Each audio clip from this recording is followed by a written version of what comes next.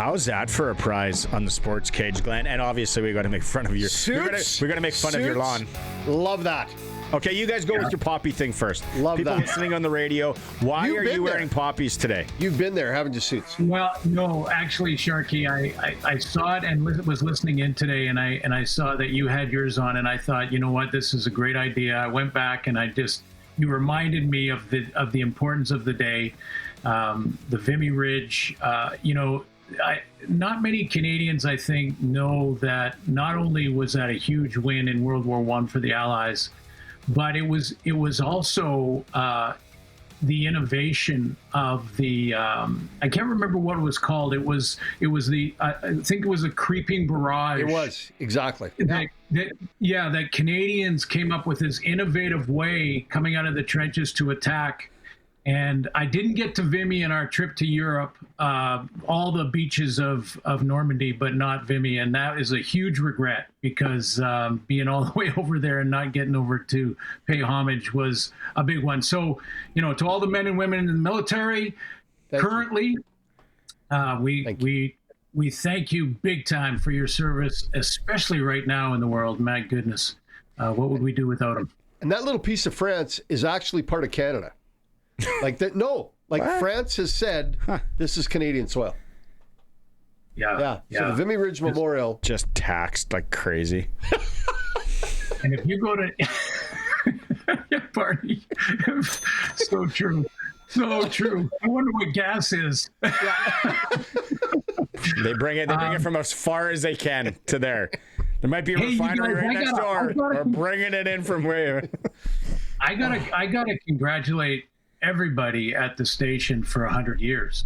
Wow. Yeah. I know that you're humbly not bringing it up all the time, and I understand that's the Canadian way, but I'm bringing it up because it is really quite incredible. I mean, I just thinking back to my playing days in the province and the involvement of Jeff Courier, who if you haven't seen it, go back and watch his interview and discussion on the 100-year anniversary of CKRM radio and its involvement with the riders. I mean,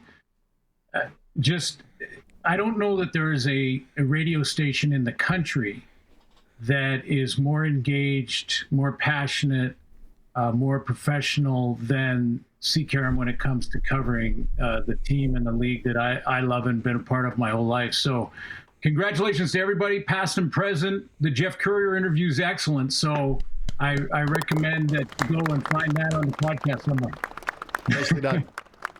Barney and I tried to bring the professionalism down just a touch, just to keep everybody on the same page there. Oh, do you want? Can we go sideways? Be professional. Can we go sideways here for a sec? Why wouldn't we? We've gone sideways for 2 days. And my computer. I brought this up because my wife's off today. This week the kids are off, right? School's up. And I said, on this day in television history, when I was looking it up and I'm like kind of just getting ready to do the show, and I like the music stuff usually. Okay, but get this, guys, and I don't know if you remember this. Remember the show Dallas? Yep. Right? Oh, yeah. Yep. What years did Dallas run, Coulson? JR. Wasn't it JR? Who killed JR? Yeah. Who shot JR? In the 70s. Who shot in the 70s. Yeah. But Patrick Duffy, his character was Bobby? Yes. Bobby Ewing? Yes. So I'm scared that I know that. No, get this. He wanted out of the show.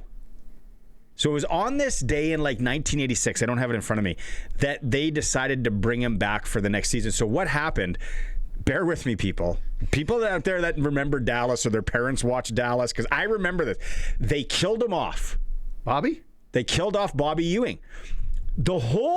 This blows my mind that people were so sucked into this in the 80s and we let this slide. You guys let this slide. My mom, they let it slide. I had nothing to do with this. They killed him off because he didn't want to be on the show anymore. The ratings tanked. Larry Hagman, J.R. Ewing, convinced him to come back to the show. Now they have to figure out how to bring him back after a year. I was like, it was a full year. They're like, yeah. So that whole year, they went with it was all a dream. And I'm like, what a scam. And people, because there was not a lot of stuff on TV, No, you had to buy into it. You were limited for options. And I remember 86, so I would have been 9 years old. I remember that episode, and she wakes up and she goes into the bathroom and he's in the shower. Remember, that's how they brought him back. And get this, they filmed that at his actual house, and they kept it secret from everybody. Did you guys not learn something today? Did you guys not learn something today? Well, I remember the show, and I don't remember the shower dream come true thing. But yeah, that is interesting. And for the younger demographics, it would be sort of like when Seth MacFarlane killed Brian in Family Guy, or if they decided to kill Kramer in Seinfeld, it would be the same sort of reaction as Dallas and JR and your guy. Who did they get rid of in The Simpsons? Mr. Burns got shot, and it was Maggie. Yeah, he like Mr. Burns coming back. Well, I think when they killed Brian, there was such pushback that Brian, of course, is the dog. If anyone's listening, hasn't seen Family Guy, but when they killed him, they brought him back the next season when Stewie got in his time machine. So that's see. I don't think we can compare Family Guy or anything that's going on to 1986 Dallas, where people were on the edges of they lived. I remember my mom, and like it was Weight Watchers, it was Tab Cola, popcorn from remember when? Hey, let's be honest, those little cans? Popped the air pop popcorn the air machines came out. Yeah. Like you were living good if you had one of those in your house. Those were fancy. And they sat down Barney, and they watched Dallas.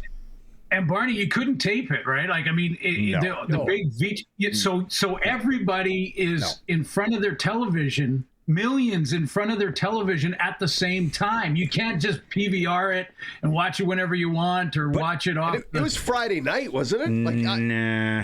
I think it was Friday night. You don't put anything good on a Friday night. Back then besides the Tommy Hunter show. That was Saturday. Tommy Hunter show after Hockey Night in Canada. How about the Beachcombers? You see the Beachcombers? They were Sunday, weren't they? Yeah. See, the Beachcombers would never. They would Canadian content back then, back when our country was proper and everything. They would never kill off Relic and then bring them back 2 seasons later and say, "Oh, Nick and Jesse just had a dream. They were sleeping on the Persephone out by Molly's Reach."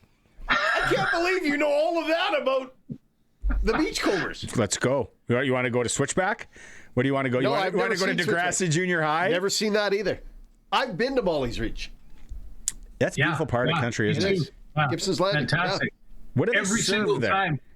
They serve great. Yep, fish and chips. Dallas was on Fridays, apparently. It was Friday. Why would you put it on Friday? God. That was a big night. You back in the day, that's what you did. You watched television Friday night. You still went out, smoked, Club du Soleil, the Union Center in Saskatoon. Suits didn't smoke. He was at home watching Dallas. No, I was watching Dallas, and every time I go fishing by Molly's Reach in that area, which isn't very far, it's pretty accessible from here. And I think of the show every time I go by there. I think of the show. I mean, you can see they'll talk about it. The sign's the same. It's one ferry ride, right? One ferry ride to get there. Yeah.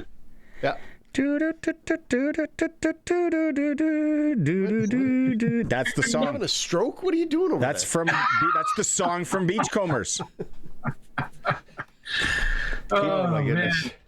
Anyway. Hey, speaking of hijinks, the Masters thing that you guys played earlier, that every time I tune into the Masters, that's all I can think about when you see the crowd lined up down the fairway. And all I can think of is there is no way that I could get off that tee box without hitting somebody. Do those guys have to sign waivers along the sideline there? I can't imagine. No, you just expect they're pros.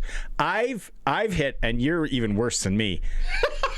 I've snap hooked one that almost hit the driving cage at the Royal Regina. I've never done that. Oh yeah, I've never done that. My swing's been in some dark places. I've been on the 15th fairway a couple times. But that's what you get. You know what? That's what you have to do every time you're on the first tee box somewhere. You have to picture it like there's a crowd down both sides. Just packed. Of people that you hate. Yeah. Of ex-wives. Yeah.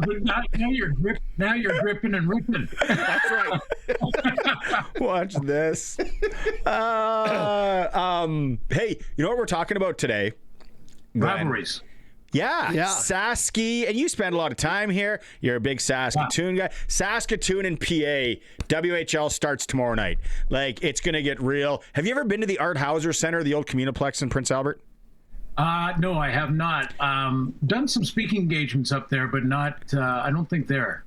Yeah, no, it's a beauty. It's going to be good. So, when you think of Sasky towns or Sasky cities that hate each other, what is it? Saskatoon, Regina? Oh yeah. Like, I mean, the tightrope walk that is the discussion depending on what city I'm in. No matter who I'm talking to, and this idea that maybe one day Saskatoon would have a team as well in the Canadian Football League, and that discussion that happens, I'm so torn in it, and like legitimately torn, because on the one hand it would be such a great rivalry. I mean, the U of R and the U of S has become that after they changed out of junior, right? So it's not, it doesn't have the deep history quite as much as it does now. But boy, if there was that rivalry between Saskatoon and Regina, it would be great. But it also divides the fan base for the rivalry. Big time. Yeah. Yeah. It would be hard. And that's the downside. Yeah. Saskatoon people, I'm from there, and there's people listening from Saskatoon. They think that they are Laguna Beach, Greenwich Village. They think there's something special. It's just how I grew up in it. I remember it. Yeah. You always looked down to every other city in Saskatchewan. Yep. You just did. Yeah. No, and I lived there for a while. Yeah. And now it's like, Regina, Saskatoon, PA, North Battleford. I'll say this though, Barney. Don't say anything about the river. Don't say anything about the river. No, I'm not going to bring up the river. But okay. I know that going up there every year for the last 20 for the Dog's Breakfast, and that discussion between the two cities is still hot. I mean, when I get up there and I do hear the sort of Saskatoon people, it is Suits. Regina people have never had the competition. There was it's a very nice city. We love going up there. We love going to the mall and possibly getting stabbed and beat up. But from U of R, this is what I was going to get to though. From U of R people, I get the side eye all the time because I grew up at the U of S, and I wear the U of S hat all the time, and I'm always promoting the Dog's Breakfast. Yeah, you do. This year it's going to be Pinball Clemens, and I get excited about it. I'll be up there this year, going to it again, and I go to buy someone from the U of R, and I get a little bit of a side eye, and I'm getting the you're not really one of us. Yeah, you love that U of S crowd, eh? Hey, okay. We only got about 2.5 minutes left here. Speaking of the U of S, and it doesn't matter where your allegiances lie. This is a special story. Anton Ammanrud, quarterback from the Huskies, lymphoma, couldn't play last year. Apparently, he's ready to roll. Look at this right here. The Huskies. If you're listening on the radio, we're putting it up on the stream. The team is thrilled to share that quarterback Anton Ammanrud has entered remission and his return to the field has begun. That is a story. I don't care where your allegiance lies. Yeah, that's a good story. Yeah. That's fantastic. That's great. Just great to hear, and that team rallying around him, and that's one of the great aspects of football is that it brings you together. You're a family, sometimes a dysfunctional one, but you come together when times get tough. That's what that team did. So I'm sure we'll see him at the Dog's Breakfast, and I'll definitely go and say hi. It is a good story, and that makes you feel good about players who get a second chance to come back after something like that. That's the best part. Yeah. Oh, I saw that today, and because I remember last year, just when it was all, come on. At first, it was just he was missing, and then it came out, and it just felt so bad for him and the team. So, Yeah. Hey, will you watch the Masters this weekend? Like, are you? I don't know where you. Yeah, you'll get right into it. Yeah, I do, and I don't bet on it, but I do watch it because of the prestige Theater, of it, the drama, the theater, the drama, the intensity, the challenge that the course presents, but also the way they shoot it. I mean, I'm watching it from a TV perspective as well, and the way that they shoot the Masters is unlike any other golf tournament in ever. Sporting all event. years. Sporting event. Yeah. No commercials. No question at all. So yeah, I'll be watching for a lot of different reasons. Don't really have a horse in the race. And by the way, Barney, I know you just got back from Vegas. So my question is, what was your bet where you went and bought the really nice bottle? Like you made the bet, and then you went right to the bar and you celebrated with either a champagne or something. There was one with the Miller High Life, the champagne of beers. That's as far as it gets with me, buddy. Right there. Use it as a spitter after. Which one was it? Which bet was it? You know what?